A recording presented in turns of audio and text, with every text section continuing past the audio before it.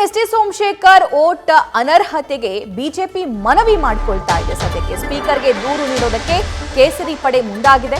ಕಾಂಗ್ರೆಸ್ ಪರ ಅಡ್ಡ ಮತದಾನ ಮಾಡಿರುವ ಯಶವಂತಪುರ ಶಾಸಕ ಎಸ್ ಟಿ ಸೋಮಶೇಖರ್ ಮತ ಅನರ್ಹತೆಗೆ ದೂರು ನೀಡೋದಕ್ಕೆ ಸಿದ್ಧತೆಯನ್ನು ನಡೆಸಲಾಗಿದೆ. ವಿಧಾನಸಭೆ ಸ್ಪೀಕರ್ ಅವರಿಗೆ ದೂರು ನೀಡಲಿರುವಂತಹ ಬಿಜೆಪಿ ಸಚೇತಕ ದೊಡ್ಡನಗೌಡ ಪಾಟೀಲ್ ಈ ಬಗ್ಗೆ ಮಾಹಿತಿಯನ್ನ ಹಂಚಿಕೊಂಡಿದ್ದಾರೆ.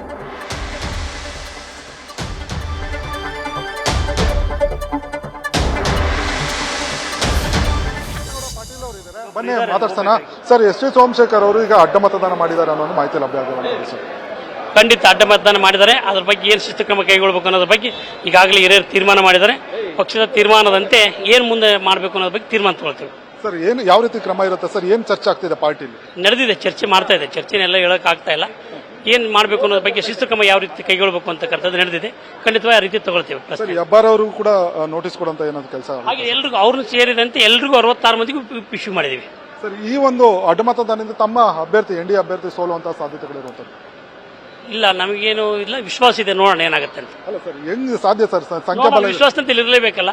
ಅಂದ್ರೆ ಶಿಸ್ತು ಕ್ರಮ ಯಾವ ರೀತಿ ಆಗ್ಬೋದು ಸರ್? ಅದನ್ನ ಮಾತಾಡ್ತಾರೆ, ಹಿರಿಯರು ತೀರ್ಮಾನ ಮಾಡ್ತಾ ಇದ್ದಾರೆ. ಖಂಡಿತ ಹಿರಿಯರು ಪಾರ್ಟಿ ವಿಚಾರಕ್ಕೆ ಸಂಬಂಧಪಟ್ಟಂತೆ ಒಂದು ಚರ್ಚೆ ನಡೀತಾ ಇದೆ. ಆದಷ್ಟು ಕ್ರಮ ತೆಗೆದುಕೊಳ್ಳೋದ್ರ ನಿರ್ಧಾರವನ್ನು ಕೂಡ ಹಿರಿಯ ನಾಯಕರು ತಗೊಳ್ತಾರೆ ಅನ್ನೋ ಒಂದು ಮಾಹಿತಿಯನ್ನ ದೊಡ್ಡನಗೌಡರು ಹೇಳ್ತಿರುವಂಥದ್ದು. ಕ್ಯಾಮರಾ ಪರ್ಸನ್ ಅವಿರಾಜ್ ಜೊತೆ G Manjunath, news first Bengaluru. News first ನಿರ್ಭೀತಿಯಿಂದ ನಿಮ್ಮ ಪರವಾಗಿ.